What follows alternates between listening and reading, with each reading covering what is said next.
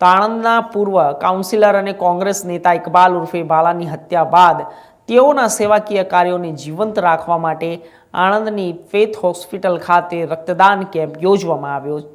જ્યારે આણંદના ward number 1ના પૂર્વ councillor અને કોંગ્રેસના મુસ્લિમ નેતા ઇકબાલ ઉર્ફે બાલો મલિકના નિધન બાદ તેઓના સેવાકીય કાર્યોને જીવંત રાખવા માટે આણંદ શહેરમાં ફેથ હોસ્પિટલ ખાતે હિન્દુ બ્લડ બેંકના સહયોગથી રક્તદાન કેમ્પ યોજાયો હતો અને તેમની બાકરોલ અને આણંદના યુવાનો રક્તદાન કરી મોહરમ ઇકબાલ ઉર્ફે બાલોની સેવાકીય પ્રવૃત્તિને યાદ કરી વિવિધ સેવાકીય કાર્યક્રમો દ્વારા તેઓ સેવાકીય પ્રવૃત્તિઓ જીવંત રાખવાનો સંકલ્પ લીધો અને આ પ્રસંગે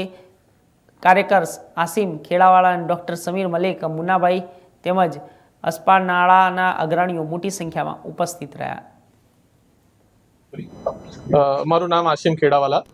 આજ રોજ આણંદ શહેરમાં આવેલી ફેથ મલ્ટી સ્પેશિયાલિટી હોસ્પિટલની અંદર એક અનોખો સેવાકીય કાર્યક્રમ રાખવામાં આવ્યો છે, જેની અંદર સમાજની અંદર આપત્તિના સમય અને ઘણી એવી મુશ્કેલીના સમયની અંદર લોહીની જરૂરિયાત પડે છે અને ઘણા એવા આપણે કિસ્સાઓ જોતા આવ્યા છે કે લોહીના ન મળવાને કારણે પણ ઘણા લોકોને જીવ ગુમાવવાનો વારો આવે છે. તો આજનો એક રક્તદાનનો કેમ્પ એક એવા અમારા મિત્ર અને અમારા સાથીની યાદની અંદર કરવામાં આવ્યો છે કે જેને આપણા આણંદ શહેરની અંદર એક દુઃખદ ઘટના બની, જેની અંદર અમારા સાથી મિત્ર એવા પૂર્વ કાઉન્સિલર આણંદના ઇકબાલભાઈ બાલા જેમણે જીવ ગુમાવ્યો. તો એમની જે સેવાકીય પ્રવૃત્તિ છે, એમની સેવાકીય પ્રવૃત્તિ હંમેશા માટે દિલોની અંદર અને સમાજની અંદર અને શહેરની અંદર પણ હંમેશા જીવતી રહે. આ સેવાકીય પ્રવૃત્તિને જીવતી રાખવા માટે આજે આણંદ શહેરની ફેથ મલ્ટી સ્પેશિયાલિટી હોસ્પિટલની અંદર રક્તદાન કેમ્પ કરવામાં આવ્યો અને ખૂબ જ ગર્વની વાત છે કે એની અંદર બહુ મોટા પાયે યુવાઓએ ઉત્સાહભેર ભાગ લીધો, જેની અંદર આણંદ શહેર ફેથના સંપૂર્ણ સ્ટાફ સાથે સાથે બાકરોલનું કિંગ ગ્રુપ છે, બોરિયાવીનું ગ્રુપ છે, સારસાનું ગ્રુપ છે અને આણંદના યુવકો દરેકે પોતે ઉત્સાહપૂર્વક ભાગ લીધો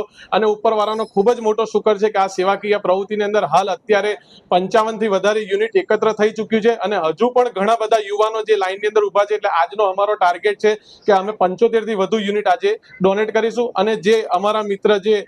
અલ્લાહની રહેમતની અંદર પહોંચી ગયા છે, એમની જે સેવાકીય પ્રવૃત્તિ છે ઇન્શાલ્લાહ હંમેશા માટે અમર રાખીશું. જય હિન્દ, જય ભારત. તો મહાકાલ યુવક